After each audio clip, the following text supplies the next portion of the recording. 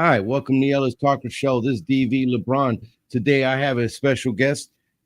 His name is Mr. Travis Smith, and he is the City Councilman of Waxahachie, Place 5. How are you, sir? I'm well, sir. I'm stoked to be on with you again. Well, you know what? Welcome back to the show. I always appreciate when y'all come on and talk to the people of Ellis County, in your case, Waxahachie, your constituents.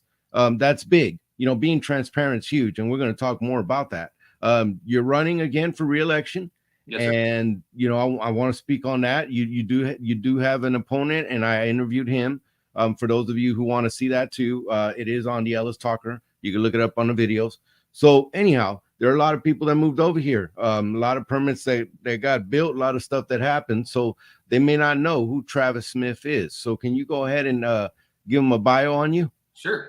I'm Travis Smith. I'm a born and raised third generation resident of Waxahachie. I'm a product of the Waxahachie school system, a proud son of Hatchie, former athlete in high school and collegiately. Took a while to get through college at Tarleton State and a few others, but eventually found my way through journalism. I started at the paper in Brownwood 2 days after I graduated in May of 2015. They moved me from Brownwood to Glen Rose, and then from Glen Rose back home to Waxahachie, where I ran 5 newspapers within the group. Turned that into a short political career where I helped run a grassroots campaign for state rep. Not that I ran, but I helped run the campaign. And kind of got back into journalism with KBC in Waxahachie. I've been an insurance adjuster, found out that was an awful job. So if that is your profession, I'm sorry. People don't like insurance companies, and it's not fun to receive 10 to 15 calls a day of upset individuals who are mad before they even call you. So currently I work for Mint Exteriors, doing any kind of construction that you might need. I found a passion over the past 7 months to restore historical properties and bring them back to life. That project was the Texas Theater in downtown. It was a 6.5 month sprint, but we got it done. And to see that come back to life, to pop in there now and see the job that Tim and his team are doing to run that building, and the faces and the comments from all those who have enjoyed it. It's been great. Oddly enough, that was one of the reasons that I even ran for city council in the first place, was to help restore the downtown area. And we've taken some monumental steps over the past year or so. And I'm sure we'll kind of get in. Yeah.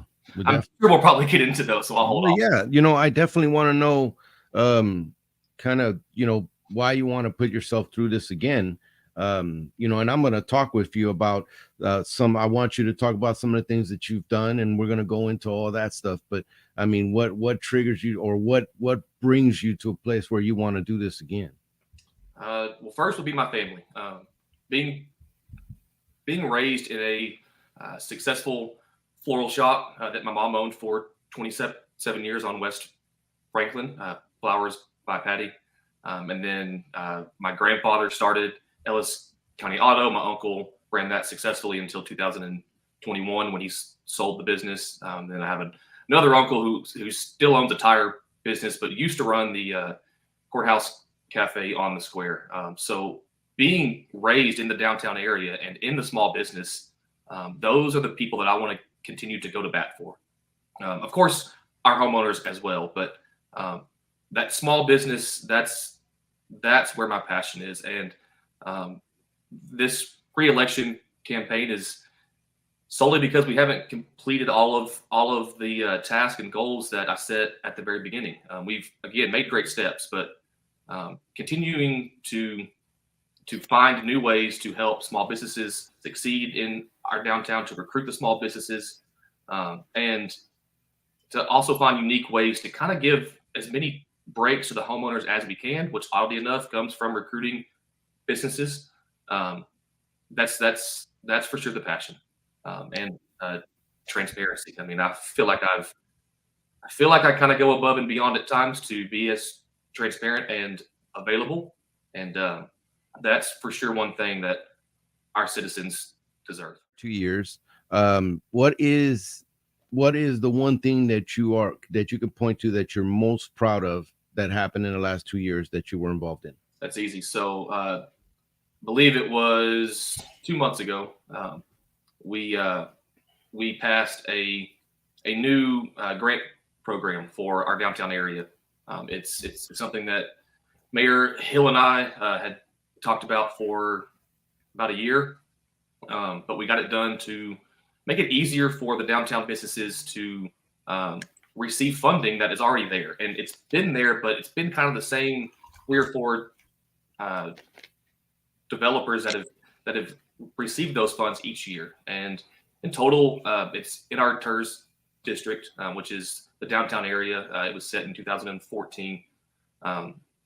So it's revenue from the property tax in downtown, but only the property value that has raised since it was set in that 2014 year. So as the value of the properties in downtown go up, so does the funding for TERS, which is a way to reinvest back into that area directly. So if a small town or if a small business owner needs assistance with replacing the windows on their store, or if they need a new sign out front, or they need a roof fixed, whatever it might be, there is a $50,000 dollar for dollar matching grant that's now in place.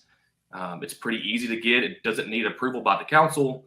It goes straight to the city manager. And if you kind of just show like, hey, here's my 2 or 3 bids to get the work done. Here's how it's going to get done. Here's how it's going to benefit the building and the downtown. It's there. So we hope to see, there's, in my opinion, by having that grant there, and it is a dollar for dollar. So if you need 40,000 in work, essentially you'll pay for 20, and then TERS will pay for 20. Okay. So in my opinion, that is so vital to offer to the small business owners in downtown, not just to continue to attract new business, but to preserve the buildings and the structures so that they can last for another 150 years. Because if your windows are leaking or the roof is leaking, the building will fail eventually. Nice. Have that available. That in my opinion was the proudest thing that I've gotten done so far. Now, Travis, one of those things with downtown is that, with the popularity with the new Texas Theater and, other things that have come, obviously market's going to dictate that things get more expensive. Is it on you guys' radar as a council and especially you that, now like for instance, the barbecue joint the vault had to get out of there because, rent stuff. And there's going to be, as this stuff increases, a lot of the mom and pops that kind of shape that might have to move out for these bigger businesses. Is that something you and the council are considering as you go forward in planning? Yes, to an extent. There's always going to be turnover in the downtown area. I don't know that for instance, like the vault, I don't know that was so much an issue with rent as it was that the business just wasn't the right time or fit for them to be in our downtown. Now I hope they succeed in Ennis, and it might be the right time and fit there. But I don't think that was an issue with the rent. Okay. As far as what the council's doing, again, that grant will for sure help as we continue to recruit and retain the businesses that really drive that drive the tourism side of it, right? So like the meat churches and Big Al's, those big names, even like the Heart and Hand tattoo shop, which again was another proud thing that I got done behind the Oddfellows building. They had previously been told a quote along the lines of, "There will never be a tattoo shop in our historic downtown." Well, I heard that, and that didn't make any sense. There's 4 or 5 that are close enough, and this one's being ran by a guy that has a hit Netflix show. So why wouldn't we want to encourage him to bring his Oak Cliff business here and run everything from the back of the Odd Fellows, which gives them an extra rent, and it all works together. Right. So as you increase the opportunities for tourism, you increase the opportunity for the mom and pops to turn a profit, and to stay in business. I don't know officially, but I think we're the teak capital of Texas. We have more antiques and boutiques than any city that I've ever been to. A lot of teaks. Doing well. So with events like the Ladies' Night Out, the Sip and Strolls, everything that our restaurant collective group is now putting on, and the council is hyper focused on ensuring that those events continue to grow as well. So that's kind of where we're at on the downtown area, and ensuring that we're at least providing the resources for the tourism to continue to increase. Going into the issues, you've been in there for a couple budgets, and I kind of want to split. I'm going to cover the taxes too, but I wanted to go in the budget. You've been in there for a couple of budgets, at least one solid one where you were part of the process all the way through. Do you think that you have been a good steward? Now, this is a theory question. We'll go into the other stuff, but do you think you have been a good steward to the people's money? I believe so. Yes. We have continued with our important line items like our road rehab program, which is I think $2.5 million each budget cycle, and that addresses a bunch of roads each year. Fewer now than a few years past because of the cost of goods, but it's still that's a big number. We took out a CO bond to address infrastructure, namely things related to the water and wastewater plants, some lift stations, but we took out that CO when the interest rate at that time was, I think it was like 1.4, 1.3. It was at an all-time low. So I don't want to say that it was free money, but by taking that bond out then, I mean, we got a bunch done, and we're paying it back at relatively zero. I mean, when you compare that, it's probably up to 5.5 or 6 now. So by addressing those things, by being proactive on some of those bigger ticket things, I believe that's been a very fiscally responsible approach. The best lesson that I have was the fire station. So our 4th fire station we broke ground on about a year ago. It's nearing completion now, but that was something that the city staff and council knew we were going to need pretty quick, but they kept kicking the can, and they kicked the can to the point to where when we approved it, which was very early in my first term, I believe the value at that point was $7.5 million. Well, by the time they actually started construction, because again, inflation happened between the passage and the start of construction, we had to supplement $6.5 billion extra. Well, if they had built that 3 years ago when they knew they needed it, it might have been a $4 million project. So by kicking the can when they knew they needed it, it cost us, because we did pay for the supplement out of our general fund, but almost double the cost of what we thought it was going to be. So when the next budget cycle came up, and we identified that, well, we're about to have this new fire station, we're probably need an engine too, right? So that wasn't budgeted until that was budgeted for fiscal year 2024. So for next year. Mm-hmm. Well, we talked to Chief Boyd during that session, and I believe that engine costs $750,000 is a rough number. He told us that he had already been told that if we didn't make that purchase within a week or two, that cost was going to be over $1 million in 3 weeks. So there's no telling what it would have cost in fiscal year 2024, probably 1.5, if I had to guess. So that would have been $700,000 extra that we would have had to pay if we would have continued to kick the can. So being proactive and identifying needs that are needed right now and paying for them right now has been a very it's been a bit of a change, but it's continued my promise to be fiscally responsible.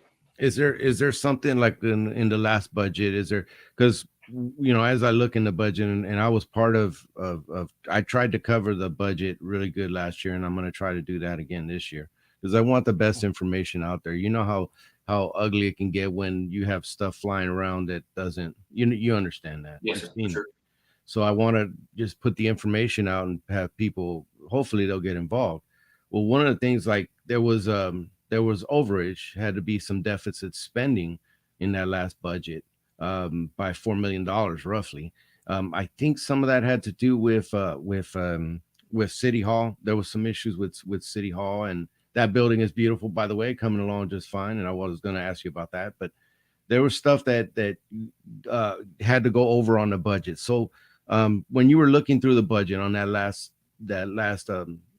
cycle, did you kind of look for things that maybe we could trim off, or did you think, hey, we're Mr. Scott is being as trim as possible? I feel like we do run a very lean budget, especially when you consider the fact that 51% of our budget is related to salaries and support for first responders. Yes. 49% of our budget is funded by the ad valorem or your property taxes. So the fact that property taxes don't even cover that the revenue from property taxes doesn't even cover what we need for first responders. There's not a whole lot that you can trim when you look at it that way. Mm-hmm. Thankfully, and going back to the recruitment of business here and being a hub for businesses to thrive in, thankfully we do have a sales tax that is now the revenue from sales tax this past year actually exceeded what we got in the ad valorem taxes. So yeah, and I'm gonna and that's what most successful cities do, is that they are able to give relief to homeowners because their sales tax has far exceeded what they need from the homeowners. One last question on the budget, and we'll move into taxes because you're covering some good stuff there on taxes. The budget, you're going into this workshop. If you've probably already started some of the workshops, we have one next week. Yeah. Okay. So, what is it that what priority would you like to see most addressed in this budget? So I want us to continue to focus on the infrastructure needs. One of the most eye-opening things for me was in serving on the long-range planning committee for the school district. They show this big map, and it's the 194 square miles that encompasses the entire school district. And they show the location for the proposed new high school, which is south of downtown. It's basically at 77 and 55. Right. And they show that, and on the map, you're looking at it and kind of thinking, well, that's in the middle of the area. That's in the middle of the school district's 194 square miles. Development happens around the high school. We know that. That's not new news. That high school and the development around it, they're all going to want to be in the city limit. So they're going to request to be annexed in because they want the city services. But that's all downhill from our water treatment plant and our water plant. It doesn't take a rocket scientist to know that water doesn't travel very well uphill on its own. Right. So we're going to need a lift station, and it's going to need to be a big one. Or we're going to need a second water treatment plant on the south edge of town. A lift station can be anywhere from $6 million to $11 million. A new treatment plant, you're looking at $70 million. But those are needed, and we need to plan for them right now, because if that bond passes, that new high school opens in 2027.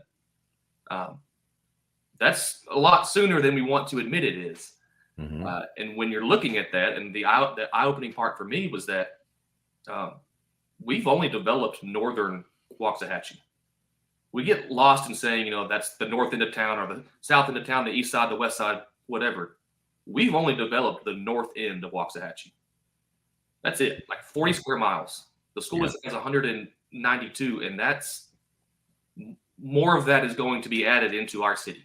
Yeah, I was talking with Dr. Hollingsworth yesterday. I had him on and talking about the bond and the amount of area that we still have to grow, commensurate to other places, and some of the places where he wanted to, or where the school district plans on putting these different schools. And that is a question that I should have asked.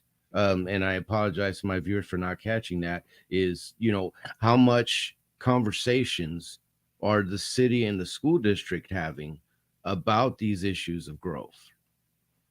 So I should have asked that. But well, I can assure you that the conversations are early and often. I guess I was the unofficial liaison to the school district during the long range planning process. So I would take the info from there back to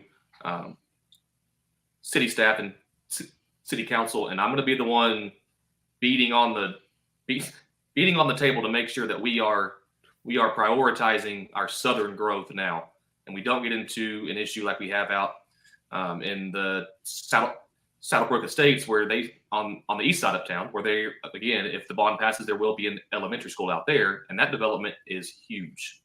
Yeah, they still don't have good internet, and they really don't have any phone service. Those were things that could have been addressed by the city council and staff prior. Now we are working to help them out now. We used some of our COVID funds to kind of help with like the broadband services, but I don't want the same thing to happen south. Some of those funds that did come from the federal government were for that, right? Yes. For that kind of high-speed internet, stuff like that.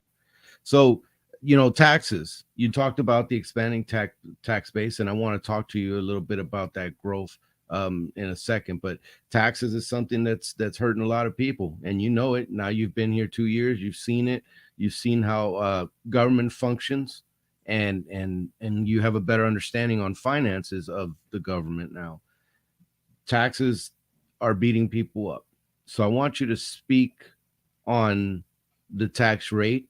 Why didn't you, what was your reasoning behind voting on the tax rates that you have? And, did you consider going to a more revenue neutral rate? Can you speak on that to the people of Waxahachie?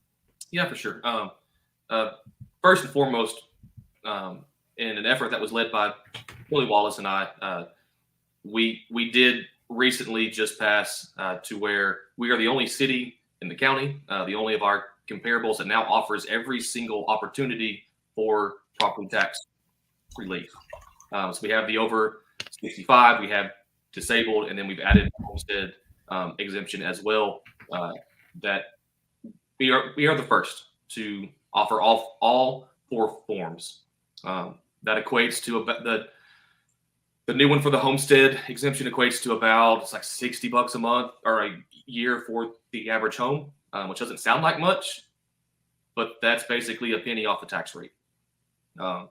When you really get down and dirty on how the ad valorem tax works, because the city is only roughly 30% of your property tax bill, the only way that we are going to be able to provide real, tangible relief, it's not just $60 a year or $100 a year. I mean, if we drop the tax rate 3 cents, I think we save the homeowner $120 a year, or it's $145 a year. That's not tangible enough, in my opinion, because by dropping it 3 cents, you also remove $1.5 roughly $1 million from the city's budget. That's tangible, and that's a big cut, because again, ad valorem taxes don't even currently cover the cost for our first responders. We need help from the state, to be completely honest. They still have not found a solution at all. They've got a $33 billion with a B surplus that could help to buy down the tax rate for the school districts, because that's where the biggest part of it is. I mean, that's like 67% of your tax bill. We've had that, yes. I'm not trying to blame them, because they need all the funding that they can get. The teachers are already underpaid. The facilities are put through heavy use. but the state's not doing anything to help.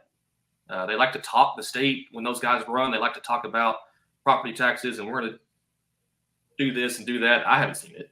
I mean, that's just the honest truth. They'll file bills with no support, but then they're the first ones to turn and blame cities and school districts for the property taxes. You've got a $33 billion surplus up there in Austin. You could help out if you really wanted to. There's serious structural issues with that. I mean, I've been interviewing all these school districts about their bonds locally and about taxes. And, it was something when I was told, by Dr. Hollingsworth that, okay, we saw revenue increase because the property values went up. Even though they dropped the rate down, the property values went up. There was more people paid more in taxes, basically. So that revenue came in higher. Well, the state came back and said, oh, you got more. Let me just go ahead and cut that back, what I'm giving you.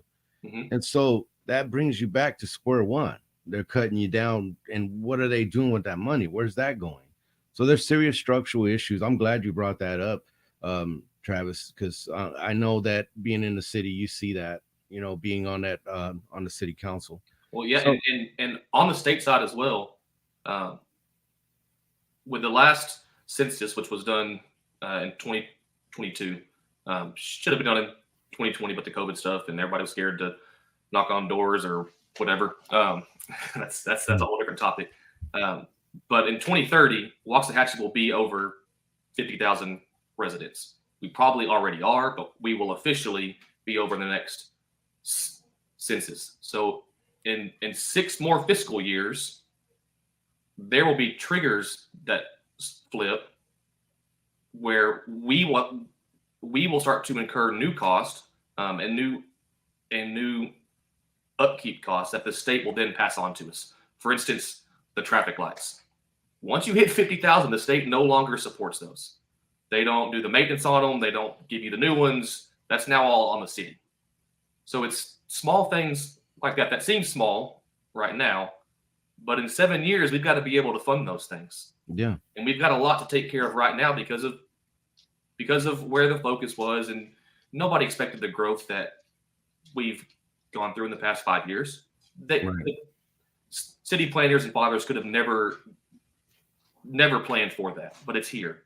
So we've got a lot of catching up that we need to do. Yeah. That's an unfortunate answer, but that's the truth. We have a lot to catch up on. Yeah. And then once we get caught up, we're already behind because in 7 years, this whole thing turns over and there's new costs that come on and there's less funding from the state, and which there isn't much now anyways, but there's a lot more on the horizon that's coming in quickly that folks just don't realize or take the time to educate on, and that's on us. So that goes all the way back to the transparency part. Yeah, and I mean there is talking with Mr. Scott, Travis, and I hope to speak to him soon again and talk when he was talking about the deficit or we're doing scarification, we're putting a bunch of money into roads, but the total number where we would be at to be somewhere close to what we need, I'm going to throw a number. It was like 40 million. It's probably more. Wrong. It's over 200 million in just roadway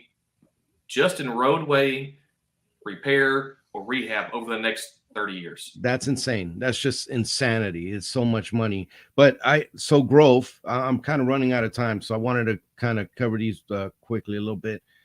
Growth is happening. People complain about growth. It's affecting the city in many different ways. You guys just did that comprehensive plan. I wanted to know, are you happy with that comprehensive plan? Is that something that you wanted back? Would there have been some that you might have liked to see different? If it was just if you Travis Smith got to say, hey, is there something different? Well, I was a lone vote against the comp plan. I didn't really agree with the direction of it. It was very hokey at times. There were some parts of it that I did like. I don't think we're doing anything currently wrong with the comp plan that we did have. It didn't change any of it did not change our plan for our roadways or anything else. It didn't change any of our zoning. I just didn't really see the point of it, and the input was atrocious, to be honest. At times there were 10 people there at like the comp plan meetings. The city did their absolute best to get the information out there and to solicit for it. Information didn't feel like it was representative of our community as a whole. The only real thing that I took from it is that duplexes and triplexes aren't as bad as I thought they were in the new day and age. So I went and drove a neighborhood in Denton that's nothing but dues, tries, and quads. And you would think you're driving through a neighborhood that's just multi-million-dollar homes. So there is a development that will be inside the city limits. It's being proposed now. I met with the developers, kind of looked it over. It's being proposed off of 66, and it's dues and tries. People need affordable housing, and that's going to be an option. Not everybody needs a $350,000 home. I'm in one that I bought last year for $190,000. It's me and my dog. You can probably hear snoring, but this is all we need. It's all the home that is your dog. Yes, in a roundabout way. The only thing that I took from the comp plan is that there are other alternatives to finding affordable housing. If you were a one-man team, and I'm gonna have you do your closing statement next, but if you could do one thing or better question, when people think about you and how you're gonna govern if you were reelected, what philosophy do you want them to know you're gonna have on growth going forward? We don't need the developers; they need us.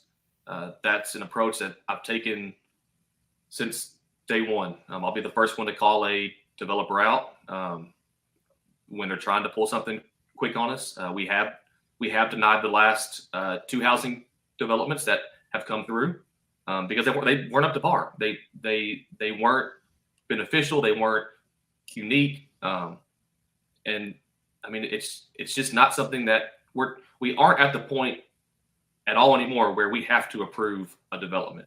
If we're going to approve one, it better be special, it better be unique, and it better check every box. Right. Are builders talking about? I'm sorry, because I gotta ask this question. Are builders, when they're coming up, and I know you're not in planning zoning, you're seeing this after that, but are builders, when they're coming in, are they talking building up? Are they talking what's it called? Building smaller homes? Not the 2,500, 3,000 foot square foot home. Are they talking about building smaller ones? Have you seen that in the plans lately? Yeah. So every developer wants density. They want to pack as many homes onto the smallest piece of land that they can, because that's where the revenue is. Mm-hmm.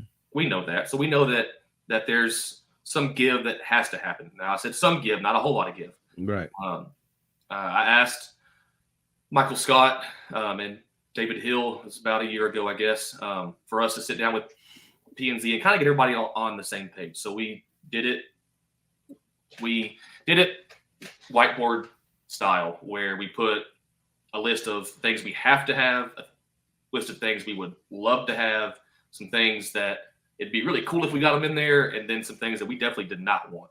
Mm-hmm. So city staff has taken that so that when a developer comes, they kind of already have an idea of what's going to pass and what's not, what P&Z wants to see, what the council wants to see. So that's helped to weed out a lot. But also in terms of growth, please keep in mind that, again, back to the state level, they've done nothing to help us fight against MUDs. Municipal utility districts. They are awful for school districts. They're awful for cities. And they are popping up everywhere. Yeah, and I'm sorry I didn't ask you about MUDs. That's like one of the biggest topics that are hitting city governments and just in general. Can you give like a quick 30,000 foot overview and do a closing statement? Yeah, MUDs are awful. We are trying every way we can to fight against them. They eventually require the city services. They overload our school districts. The county can't say no. The city can't say no. We desperately need help from Austin to be able to be able to govern those some. And I'm not a fan of big government, but no government isn't. That's not going to work either. It's our land in the ETJ has become like the Wild West. They can go out there and build homes on.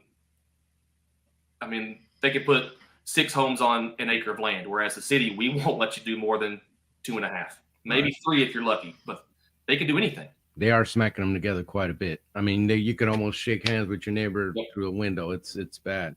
Yep. So this is the part where you get to talk directly to the people of Waxahachie, you know, and give them your pitch. I'm going to step out the way and give you the screen. Awesome. Well, here it is. It's been 2 years. It's been two fun years, 2 tough years, but it's been 2 years that I've learned a lot, and I've learned how to better serve you, our constituents. I would be honored to have your support again. I will continue to be as transparent as I possibly can. My cell phone number is 214-455-7426. If you'd like to shoot me a call or a text, I will continue to take a proactive approach to growth. We know it's coming. We know it's here. So we need to make sure that we're planning for today, tomorrow, and way into the future.